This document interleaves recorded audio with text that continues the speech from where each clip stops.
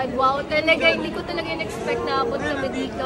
Abot ako dito and sobrang daming tao, ang daming fans, ang daming sigaw, and I really miss the outside world. Na-miss ko, I saw my mom, I saw my family, I saw everyone.